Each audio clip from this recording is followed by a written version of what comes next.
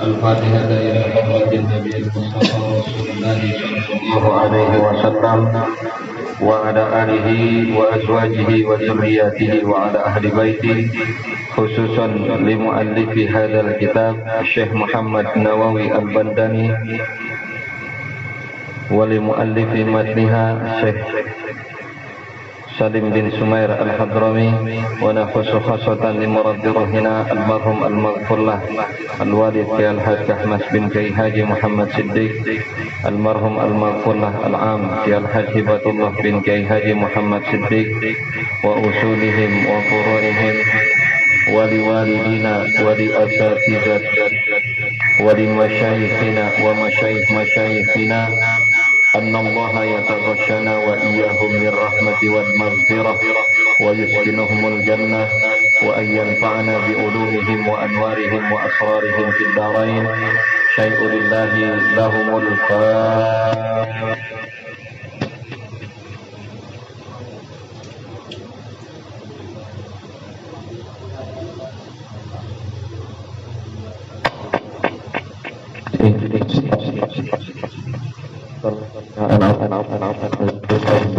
عليهم ورضالين رب اغفر لي ولوالدي آمين.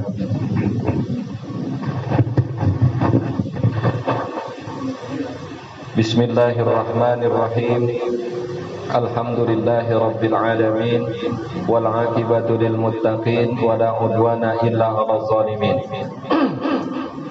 اللهم صل وسلم على سيدنا محمد وعلى آله وأصحابه المجاهدين الطاهرين أما بعد فإن أصدق الحديث كتاب الله تعالى وخير الهدي هدي سيدنا محمد صلى الله عليه وسلم وشر الأمور محدثاتها وكل محدثة بدعة وكل بدعة ضلالة وكل ضلالة في النار.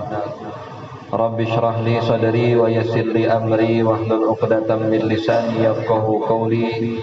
Rabbi shrah li sadri wa yassir li amri wahlul 'uqdatam min lisani yafqahu qawli. Rabbi shrah li sadri wa yassir li amri bi jahi sayyidina Muhammadin sallallahu alaihi wasallam. Qala al-muallifu rahimahullahu ta'ala wa adama an-naf'a bihi wa bi barakati ulumihi wa bikum fid dharain amin. Qala nuqtatun ay hadhihi nuqtatun. Ini satu permasalahan ringan atau boleh juga diartikan ini satu faedah.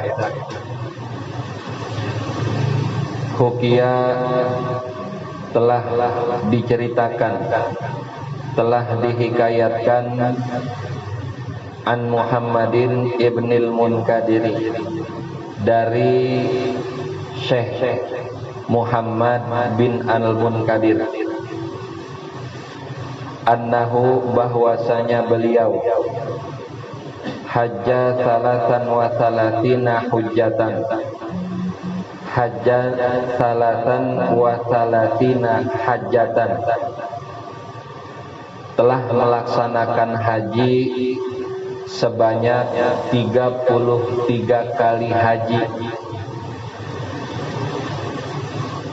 Falamma kana akhir hajjatin hujjaha, falamma kana akhir hajjatin hajjaha, maka tatkala beliau melaksanakan perjalanan haji yang terakhir daripada haji yang ia laksanakan, qala maka Syekh Muhammad bin al-Munkadir berkata, wa huwa bi Arafatin, dan ia sedang berada di padang Arafah. Apa yang beliau katakan? Kata beliau sambil menengadahkan tangannya, Allahumma innaka ta'lamu anni waqaftu fi mauqifi hadza salasan wa salatina waqfatan. Allahumma ya Allah, innaka sesungguhnya engkau, ta'lamu engkau mengetahui, anni bahwasanya aku waqaftu telah melaksanakan wukuf, fi mauqifi hadza pada tempat wukufku ini, salasan wa salatina sebanyak 33 kali. Salatan wa salatina waqfatan sebanyak 33 kali wukuf. Fawahidatun an fardi, kata beliau, maka wukuf yang pertama yang aku laksanakan an fardi, untuk menunaikan kewajibanku. Wasaniyatu an abi, dan wukuf kedua yang aku laksanakan, aku hadiahkan untuk bapakku. Wasalisatu an ummi, dan wukuf ketiga yang aku laksanakan untuk ibuku. Wa ushiduka ya Rabbi, dan aku persaksikan kepadamu ya Rabbi, wahai Tuhanku, anni sesungguhnya aku, qad wahabtu salatina liman waqafa mauqifi hadza wa lam tataqabbal minhu. Qad wahabtu sungguh telah aku hadiahkan as-salatina wukufku sebanyak yang 30. Buat siapa dihadiahin? Liman waqafa mauqifi hadza, untuk orang yang wukuf di tempat wukufku ini, walam tataqabbal minhu, dan engkau tidak menerima wukuf mereka. Falamma dafa'a, maka tatkala beliau bertolak, ayrahila min Arafatin, artinya tatkala beliau meninggalkan Arafah, nudia, beliau dipanggil, ya Ibnul Munkadiri, wahai Ibnul Munkadir, atatakarramu ala man khalaqal karama wal juda. Atatakarramu, apakah engkau telah bersikap dermawan,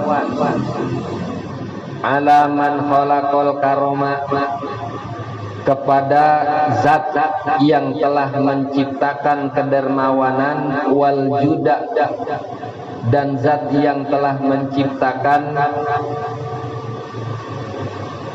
belas kasih, wa izzati, demi kemuliaanku, wa jalali, dan demi keagunganku, qad ghafartu liman yaqifu fi Arafatin, sungguh telah aku ampuni, liman yaqifu fi Arafatin, bagi orang-orang yang melaksanakan wukuf di padang Arafah, qabla an akhluqa Arafatin bi alfi amin, sebelum aku menciptakan Arafah bi alfi amin, sejauh 1000 tahun sebelumnya.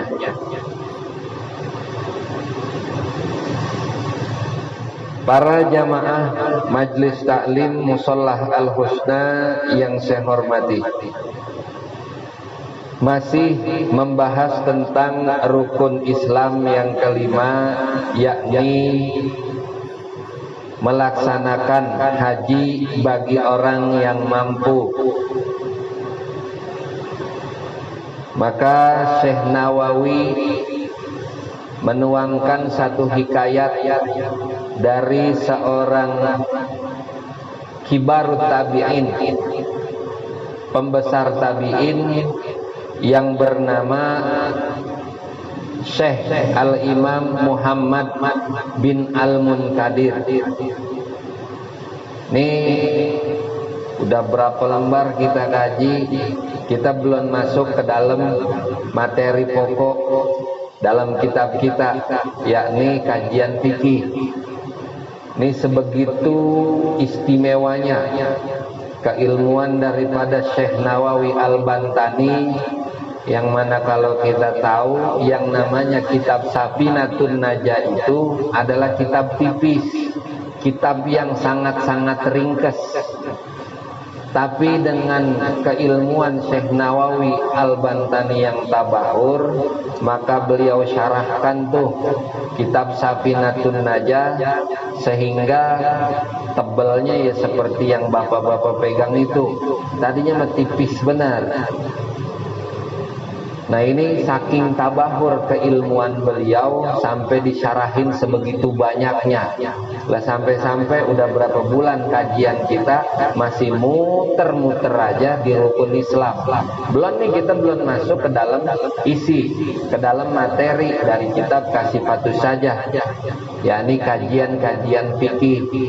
Emang tuh kalau Syekh Nawawi ciri khas beliau tuh kitab-kitab beliau yang beliau karang itu walaupun kajiannya fikih, tapi di awal beliau itu menyelipkan materi-materi tentang tauhid. Nah, biasa tuh kitab-kitab beliau seperti itu. Ntar di akhir-akhir kitab beliau ya diselipkan kajian-kajian tasawuf. Saking tabahur ilmu beliau. Orang Indonesia asli yang namanya mendunia ya diantaranya adalah Syekh Muhammad Nawawi Al-Bantani, asli Tanara, Banten aslinya. Cuman begitu wafatnya di Mekah. Maka kalau mau ziarah ke beliau ya ziarahnya ke sono, ya enggak ke Banten begitu. Nah ini kita masih berkutat dalam pembahasan masalah haji. Kalau kita perhatiin ayat-ayat yang Allah firmankan dalam Al-Quran, semisal walillahi 'alan nasi hijjul baiti man istata'a ilaihi sabila, ya, atau wa atimmul hajja wal umrata lillah. Nah pada kedua ayat tersebut Allah bahasakan lillah, walillahi 'alan nasi, dan untuk Allah, dan karena Allah, dan sebab Allah, bagi seluruh manusia hijjul baiti, pelaksanaan haji, manistato'ah, bagi orang-orang yang mampu untuk melaksanakan perjalanan ke Baitullah.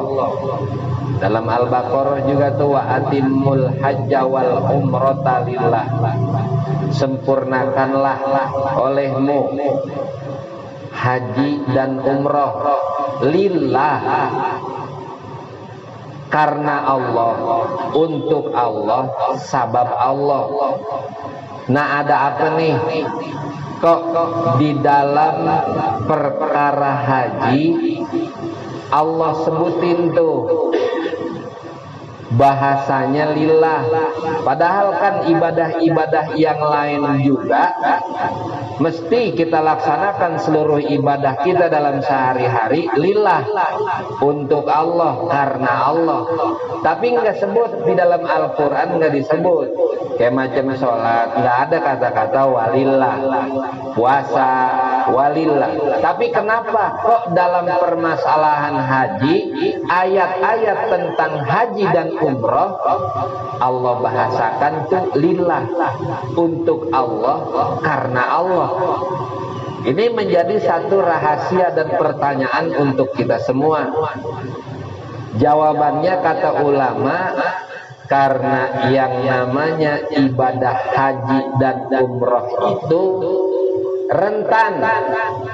Orang-orang dengan melaksanakan haji, dengan melaksanakan umrah bukan lillah, karena untuk sum'ah, ria, pamer, niatannya kagak lempeng. Ya kalau sholat memang mereka mau sholat, kewajiban sholat mereka sadar. Emang sholat juga kagak butuh ongkos. Dan kagak ada panggilan setelah kita orang sholat. Ya orang sholat, habis sholat dipanggil orang soleh. Kan kagak ada begitu. Cuman kalau perkara haji, maka orang pulang haji mesti tuh orang Indonesia ada embel-embel dah, punya gelar di depannya, haji. Kan begitu. Yang dikhawatirkan ya melaksanakan haji dan umroh ini khawatir sum'ahnya, ria, pamernya. Jadi pelaksanaan haji ini bukan semata-mata lillah. Maka Allah katakan dalam Al-Quran, walillahi, untuk Allah, semata-mata karena Allah, bukan karena yang lain. Kan ada orang pengen berangkat umroh, pengen berangkat haji, ya niat gue di sono, gue pengen foto di mari, gue pengen foto di mari, ya biar ntar gue bisa pajang di medsos gue, biar orang pada lihat gue pernah ke sono. Ada aja yang punya pikiran begitu. Nah ini permasalahan yang model begini tuh dari dulu, dari jauh-jauh Nabi tuh udah pernah mengatakan kondisi-kondisi manusia di akhir zaman. Ya model-model begini kata Nabi dalam hadisnya, saya di ala ummati zamanun yahujju aghniya'uhum linnuzhati wa qurra'uhum lisum'ati wa awsatuhum litijarati wa fuqara'uhum lil mas'alati. Dari Nabi ke kita udah berapa lama? Ya ribuan tahun Nabi hidup. Tapi ketika Nabi hidup, Nabi udah meramalkan, Nabi udah pernah bilang, nanti bakal kejadian, bakal ada di satu zaman. Dalam satu periode tersebut, orang-orang melaksanakan ibadah haji, cuman niatnya bukannya lillah, bukan karena Allah, bukannya untuk Allah. Kata Nabi, yahujju aghniya'uhum linnuzhati, orang-orang yang kaya, orang-orang yang duitnya banyak, orang-orang yang duitnya kagak berseri, yahujju, mereka melaksanakan haji linnuzhati, lantaran pengen piknik, pengen pelisiran. Niatnya bukan haji, karena emang duitnya udah banyak. Dia dulu pernah melaksanakan haji, kemudian mau melaksanain haji lagi, katanya begini, saya pengen tahu kabarnya di sono pasar seng udah kagak ada. Dulu zaman saya haji masih ada pasar seng, tapi katanya di sono sekarang udah banyak bangunan-bangunan tinggi, udah banyak gedung-gedung pencakar langit. Saya pengen tahu, saya kagak mau cuman lihat di medsos doang, saya kagak mau lihat di internet doang, saya mau lihat langsung ke sono, apa iya benar. Pelisiran niatnya, lah orang kaya, duit banyak, kapan aja dia mau berangkat bisa. Ya kan, orang kalau sekarang store haji minimal 10 sampai 15 tahun. Cuman kalau kita punya duit, kita berani bayar mahal, bayarin porsi, itu 500 juta dapat. Berangkat kita tahun besok, 1 tahun doang. Nah orang-orang yang kaya, kata Nabi, tujuannya ke sono pelisiran doang. Udah kejadian belum sekarang? Kejadian. Umroh, mereka berangkat, niatnya wisata. Lah memang kan dari pihak-pihak travel juga udah tulisin gede-gede, tour and travel, wisata haji dan umroh. Embel-embelnya kan udah wisata. Yang kaya, yang punya duit berangkat. Kangen gue udah lama nggak ke sono, pengen berangkat lagi, pengen lihat-lihat sono, pengen lihat-lihat.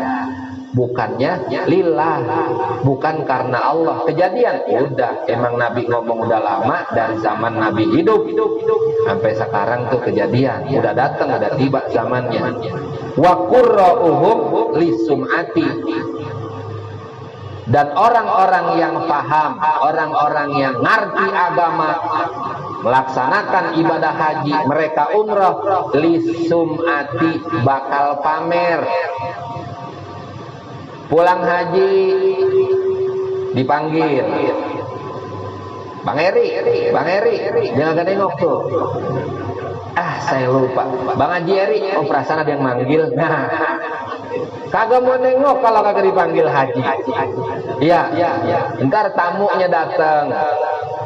Kata jemaah, itu buat minum zam-zam, tolong ambilin gelas yang kecil yang warna emas yang kita beli 4 tahun yang lalu tuh. Yo, kan nandain banget. Oh berarti dia berangkat bukan sekali ini doang, 4 tahun yang lalu dia udah berangkat. Pengen dikenal sama orang, pengen ria, dipajang tuh status-statusnya biar orang semua tahu kalau dia pernah melaksanakan haji. Maka jangan panggil saya dengan sebutan nama doang. Saya punya gelar haji karena saya udah berangkat. Kejadian sekarang, udah kejadian. Emang dari zaman Nabi udah sebutin model begitu. Bakalan datang satu zaman, umatku kalau pergi haji niatnya buat sum'ah, buat ria, buat pamer. Banyak, bukan main, sekengkean orang yang model begitu sekarang. Wa awsatuhum litijarati, dan kaum golongan menengah, kata Nabi, berangkat haji, berangkat umroh litijarati, dengan niat bakal dagang. Dia mau berangkat, katanya kalau sendal jepit di sono kan mahal. Di sono sendal jepit itu bisa 30 real, di sini cuma 15.000. Kita bawa dah barang 50 biji, ntar kan di sono kita bisa dagangin, lumayan kan untung kita tuh. Niatnya udah beda. Iya, di sono rokok mahal, bawa ada di sini barang 8 slop. Kan yang butuh kita jualin, lumayan, di sini 25, di sono kita jual gocap. Ilokan orang kagak beli. Nah, ini niat-niat yang begini udah ada. Belum lagi ntar majang-majang, ayo ikut travel saya. Kalau yang ikut travel saya hadiahnya begini. Niatnya emang bakal apaan? Ya mohon maaf Pak, kalau saya katakan niatnya bakal nyari duit. Kalau emang niat pengen bantu mah beda. Ini nanti ada bonus segini, ente cari orang dah 10, nanti ente ana gratisin umroh. Ya, gak mungkin digratisin kalau gak ada duitnya. Ini kan tijaroh, yang dijual iklan, brosur, janji pelayanan yang bagus. Ya, yang gak saya salahin, jangan kita salahin yang begitu. Emang Nabi udah ngomong bakalan kejadian nanti satu masa umat saya melaksanakan haji dan umroh niatnya bakal dagang. Oh, handphone di sono murah-murah, elektronik murah-murah, kita borongin aja. Nanti pulang di Indonesia kita jual pakai harga sini, kan lumayan tuh. Nah, ini kan niat tijaroh, udah beda niatnya. Wa fuqara'uhum lil mas'alati, kata Nabi, dan orang-orang kalangan fakir, karangan orang-orang yang kagak mampu, mereka ketika dapat kesempatan untuk berangkat haji di sono bakal minta-minta, ngemis. Kabarnya tuh di sono satu musim haji aja kita ngemis di sono itu dapat menghidupi biaya hidup kita dan anak-anak kita selama 1 tahun. Tuh satu musim haji tuh mampu menghidupi kita dan anak-anak kita selama 1 tahun. Hasil ngemis doang. Kalau di sono kan banyak halal. Ya, orang nebar buku, nebar makanan. Tafadhol, halal. Gratis. Yang kaya ngikut-ngikutan. Jirau tuh segala korma, kismis segala macam diambil. Bukannya kagak boleh, boleh, silahkan. Tapi kudunya kan berkaca, lu mah orang kaya, itu Allah mau kasih contoh tuh. Jadi tuh model begitu tuh, berbagi, bersedekah ketika kita punya harta. Bukan ente kaya, dengar orang sono ngomong halal-halal, kita raup aja. Gitu. Ya Allah pengen ngasih kita contoh, ente tuh kaya, jadi begitu tuh. Kalau di Indonesia susah, di sini Dani. Ente beramal pahalanya dilipat-lipetin, digandain. Kalau di Indonesia asal kotak amal lewat, ente masih merem. Subhanallah, subhanallah, subhanallah. Makin dekat, astagfirullah, astagfirullah. Begitu kotak amal lewat, alhamdulillah, alhamdulillah.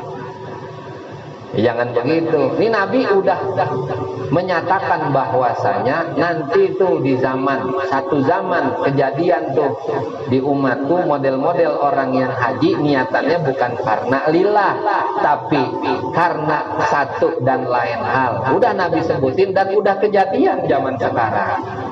Nah ini jangan sampai nanti kita naik haji, kita berangkat haji, kita pergi umroh, pengen dilihat sama orang, pengen dikenal sama orang. Ya urusan masang status mah hak masing-masing. Kita pengen, kita punya momen maka kita foto, kita pasang di status, terserah. Yang penting niatnya yang beres. Jangan kita pasang itu di status, niatnya biar orang tahu kalau saya pernah haji, kalau saya pernah umroh. Nah, masuklah kriterianya, kata Nabi, sum'ah, pamer, begitu. Nah, terkait pelaksanaan haji juga, haji itu ada yang mabrur, ada juga yang mardud. Ya, haji ada yang mabrur, kemudian ada yang mardud. Mabrur itu Allah terima, mardud itu Allah tolak. Maka nih, kita sebagai orang yang udah ngaji, kita kudu paham. Giliran ntar orang ada walimatus safar, ya jangan lagi kita ngedoainnya begini, semoga ente jadi haji yang mabrur ya. Salah. Semoga ente jadi haji yang mabrur ya. Salah. Mabrur itu orangnya apa hajinya? Orangnya apa ibadahnya? Ibadahnya, bukan orangnya. Kan yang diterima sama Allah ibadahnya apa orangnya? Oh, ibadahnya. Jadi jangan lagi doain orang semoga ente jadi haji yang mabrur, bukan. Cukup kita doain semoga haji ente mabrur. Artinya Allah terima.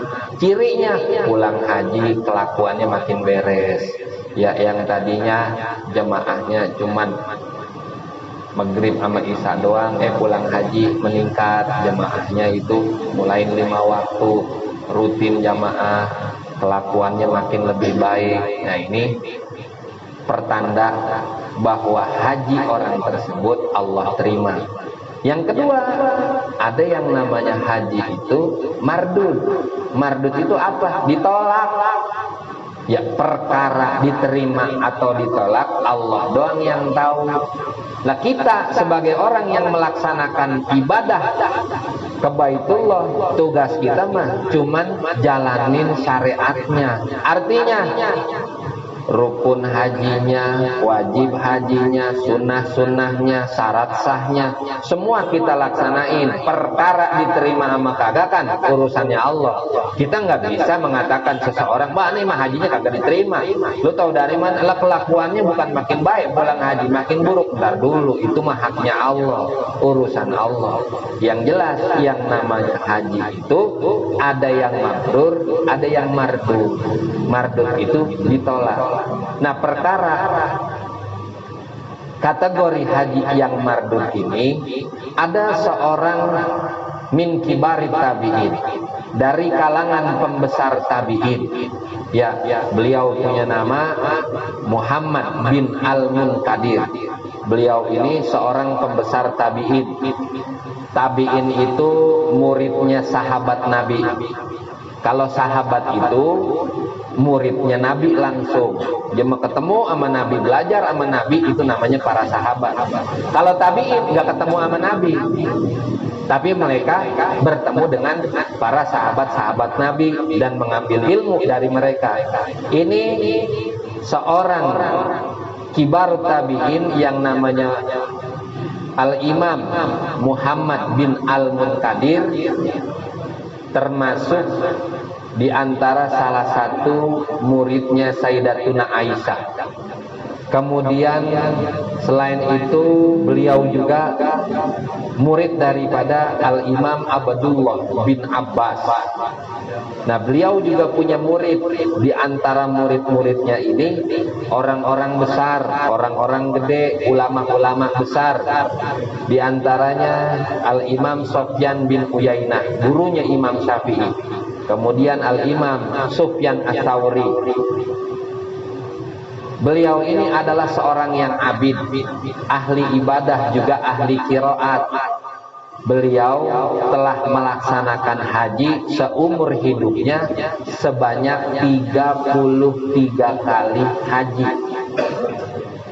Lah kalau orang kita repot 33 kali sekali haji, makan waktu 10 tahun nunggunya. Ya berarti kita kudu punya umur 330 tahun baru bisa ngelaksanain 33 kali haji. Begitu. Beliau adalah berkebangsaan Quraisy. Emang lahirnya di kota Mekah. Beliau lahir pada tahun 37 Hijriah, 23 tahun setelah Nabi wafat baru beliau lahir.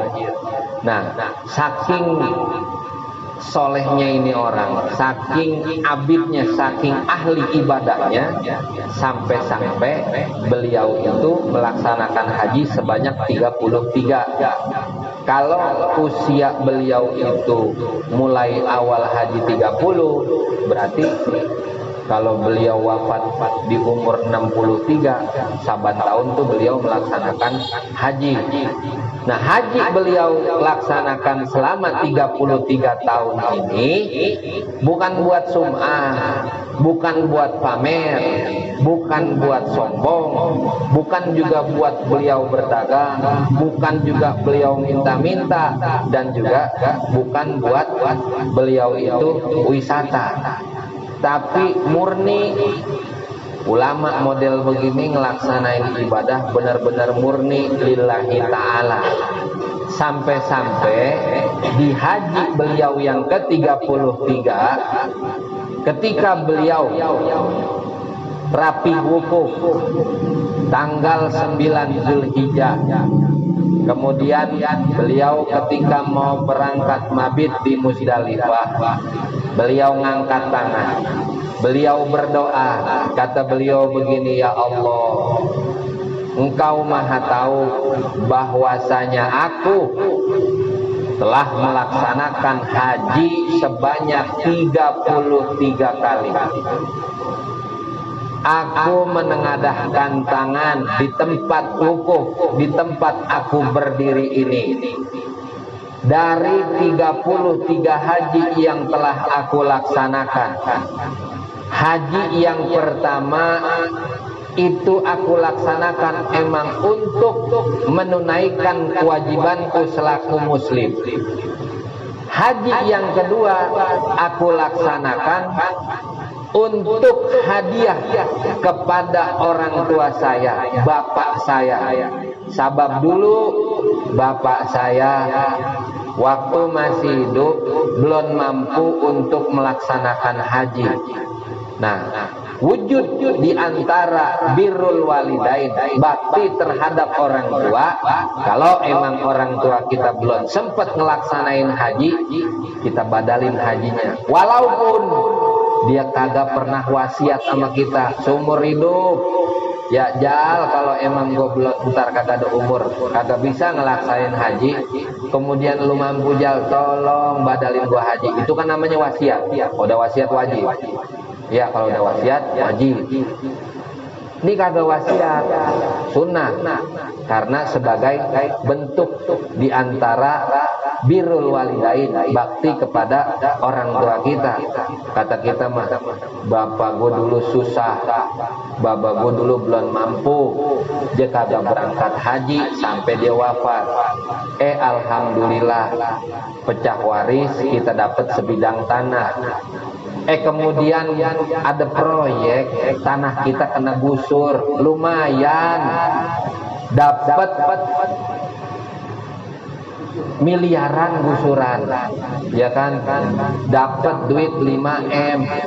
Emang baba kita kagak pernah wasiat, tapi kan disababihi dengan sabab baba kita punya tanah, kita jadi punya duit 5M. Tuh, kalau emang baba kita belum haji, kita badalin hajinya. Tapi ingat, kita dulu yang berangkat, baru tahun depan baba kita berangkatin. Nih, Syekh Muhammad bin Al-Munkadir ya melaksanakan hal tersebut. Haji saya yang ketiga, wukuf saya yang ketiga, ya Allah, saya hadiahkan untuk ibu saya. Dari ke-33 haji yang beliau laksanakan, 3 ini satu buat dia, satu buat babanya, satu buat ibunya. Dan kata beliau, ya Allah, saya masih punya sisa 30 haji lagi. Dan haji yang banyaknya sejumlah 30 ini saya hadiahkan buat mereka orang-orang yang hajinya tidak engkau terima, entah lantaran syarat sahnya kurang, dia kagak ngejalanin rukun, maka engkau tolak hajinya. Nih, haji yang 30 yang udah saya lakukan, saya hibahkan buat mereka. Tuh, ulama nih udah saking seringnya berangkat haji, ya bukan beliau kagak butuh sama yang namanya pahala buat bekal, tetap butuh. Tapi saking kedermanan beliau, ongkos haji mahal, beliau kagak sayang-sayang, dihibahin dah buat siapa aja yang hajinya engkau tolak, ya Allah. Sebegitunya tuh. Ya kita kalau punya duit banyak, tahunan kita megang minimal 500 juta, ya pokoknya kita kisaran cukup buat kita berangkat haji atau umroh. Maka yang model begini paling kagak, kata Nabi dalam hadis qudsinya, Allah katakan 5 tahun sekali. Jangan duit banyak doang disimpan. Kalau orang punya duit banyak, miliaran, paling kagak 5 tahun sekali berangkat. 2 tahun, gak usah 2 tahun, 5 tahun sekali. Kata Allah tuh dalam hadis qudsi. Kata Nabi, Allah subhanahu wa ta'ala berfirman, inna abdan min ibadi sohahtu lahu jismahu wa wasa'tu alaihi rizqahu yamdi alaihi khamsata a'wan wala yufidu alayya lahuru. Kata Allah, sesungguhnya kalau ada seorang hamba daripada hamba-hambaku, aku berikan badannya itu berupa kesehatan, kagak ada asam urat, kagak ada kolesterol, kagak ada darah tinggi, aku luaskan rezekinya. Tuh kata Allah, gua kejar duit lu kagak berseri, kapan aja lu ambil, keisi lagi itu dompet. Kalau ada orang yang model begini, kemudian kata Allah, kalau per 5 tahun dia kagak mengunjungiku di Baitullah, lahurumun, maka yang model begitu dia hidup kagak ada keberkahannya, walaupun dia udah pernah haji. Paling kagak 5 tahun sekali, khamsatu awamin, kata Allah. Per 5 tahun sekali orang yang sehat, duitnya banyak, kagak berseri, 5 tahun sekali mengunjungiku ke Baitullah. Kalau kagak, lahurumun, maka yang model begini dia hidup kagak bakalan ada berkahnya. Kalau kita punya duit kelebihan banyak, ya berangkat dah per 5 tahun sekali. Jangan sampai kagak. Jangan tuh duit dinenepin aja. Ya buat usaha kita keluarin, tapi buat berangkat ke sono kagak kita lakonin. Sebab apa? Karena sangat beruntung orang yang telah melaksanakan haji. Dia melaksanakan wukuf di Arafah. Emang apa untungnya? Tuh, kata Allah setelah Al-Imam Muhammad bin Al-Munkadir berdoa seperti itu, beliau berangkat ke Musdalifah untuk mabit di sana pada malam takbiran.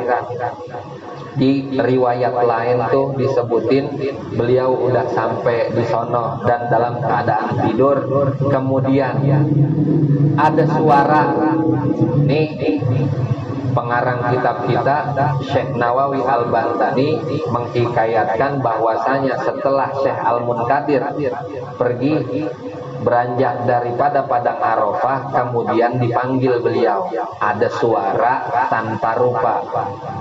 Ya, ada suara tanpa rupa. Ini namanya hatim. Hatim itu suara tanpa rupa. Lah kita juga sering ada suara kagak ada rupanya. Telepon bang itu mah beda. Zaman dulu belum ada. Ya, ada hatim, suara tanpa rupa. Ya Ibnul Munkadir. Wahai Ibnul Munkadir. Ya, kata hatim. Ya. Apakah engkau sedermawan itu pengen menyaingi aku yang telah menciptakan kedermawanan dan kemurahan hati? Kata Allah begitu. Lah saya maha yang paling dermawan. Ada hamba saya yang ngikutin saya, pengen bersikap dermawan juga, kata Allah. Ya. Kemudian Allah bilang, ketahuilah wahai Al-Munkadir, bahwasanya saya sungguh-sungguh telah mengampuni orang-orang yang sudah melaksanakan wukuf di Arafah jauh 1000 tahun sebelum saya menciptakan Arafah. Ya, maka itu diantara fadilah keuntungan bagi kita yang udah melaksanakan haji, kemarin udah kita bahas, adalah diampuni seluruh dosa-dosa yang udah pernah dia lakuin ketika dia selesai wukuf di Arafah. Namun kata Nabi dalam satu hadis, dosa yang paling besar adalah dosa yang dimiliki oleh orang yang sedang berwukuf di Arafah, kemudian ia menyangka bahwa dia kagak bakal diampunin sama Allah. Kita wukuf di Arafah, kata kita, ya Allah, dosa kita banyak banget. Begitu kita lihat kan orang putih semua, ya sampai di bukit-bukit semua putih. Kita kata nih kayak di mahsyar, kita jadi ingat sama dosa-dosa kita. Ini masih di dunia, bagaimana ntar di akhirat? Ya Allah, dosa saya banyak banget. Yang nyopet, yang grepe, yang nyolong, ya udah banyak banget dah dosa-dosa saya. Yang ngomongin orang, yang korupsi, apa iya ya romannya mah Allah kagak bakal ngampunin tuh. Tuh orang yang lagi wukuf mikir begitu, kalau dosa-dosanya kagak diampunin. Kata Nabi, ketahuilah bahwasanya itu adalah dosa yang paling besar yang kau miliki. Kenapa? Karena orang tersebut udah bersuuzon kepada Allah bahwasanya dosanya kagak bakal diampunin. Padahal Allah udah janji, kalau ente wukuf di Arafah, ente mohon ampun semua dosa-dosa ente, kata Allah, saya ampunin. Ya, bukan sekarang, dari 1000 tahun yang lalu sebelum saya ciptain Arafah tuh saya udah bersumpah, wa izzati wa jalali, kata Allah, demi kemuliaanku, demi keagunganku, sesungguhnya sudah saya ampuni orang-orang yang telah melaksanakan wukuf di Arafah.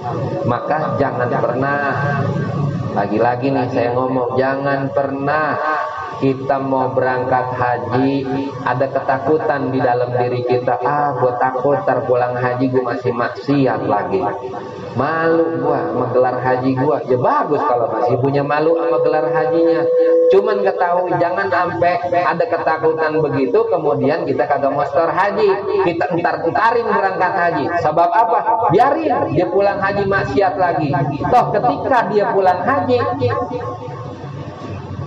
Pertamina mulai dari nol, dosa kita nol lagi. Kawaladat ummuhu, seperti seorang anak yang baru dilahirkan dari rahim ibunya, gak ada dosa sama sekali. Memang Allah udah ampunin semua dosa-dosanya. Ya maka jangan pernah kita punya pikiran takut saya berangkat haji, takutnya ntar nggak bisa bawa gelar haji saya. Emang apa yang dibawa-bawa? Emang siapa yang suruh bawa-bawa? Ya orang udah haji aja. Perkara yang namanya hidayah Allah yang punya, Allah yang kasih. Kita perlu ingat, innallaha la yughayyiru ma biqaumin hatta yughayyiru ma bi anfusihim. Allah nggak bakal merubah satu kaum sebelum satu kaum tersebut punya itikat baik, pengen berubah. Kalau kita mau berubah dari yang kemarin kagak baik, kudu ada itikat. Kemarin sholat subuh kita mah 6:30 mulu. Yang penting ada itikat baik. Berusaha bagaimana caranya ketika kita bangun, ya kita segerin diri, cuci muka, udah kena wudhu mah udah seger. Kalau emang kita turutin malasnya, ya Allah kagak bakal rubah hidup kita. Segitu-gitu aja, 6:30 mulu kita sholat subuh. Begitu. Maka bagi kita nih paling kagak punya niatan, walaupun duit yang kita punya belum ada banget, yang penting kemauan kita untuk melaksanakan rukun Islam yang kelima itu kita azamin dalam hati. Kalau kita bakal berangkat haji satu waktu nanti, cuman jangan azam doang. Di rumah kaleng kongwan bolongin terus isi, biar 1.000, 2.000, 5.000 isi datu. Niatin bismillah, ya Allah saya mau berangkat haji buat haji. Ya kan model begitu Allah juga lihat. Masya Allah, ini Bang Heri bukan main, niatnya kenceng banget mau berangkat haji, itu recehan semua dia tabungin. Kata Allah, karena niatnya udah bagus, nggak pakai nunggu 20 tahun loh, ntar gue suruh salah satu dari hamba saya, kata Allah, bakal ngajak ente untuk melaksanakan haji. Kan bisa jadi Allah yang punya mau. Kalau niat kita lempeng, kalau niat kita lurus, kalau kita punya azam dalam hati untuk ya bekerja keras, kita ngumpulin duit buat ziarah ke Baitullah. Ya mudah-mudahan Allah permudah langkah kita untuk melaksanakan rukun Islam yang kelima. Amin amin ya rabbal alamin. Nah taudihun insyaallah kesempatan yang akan datang.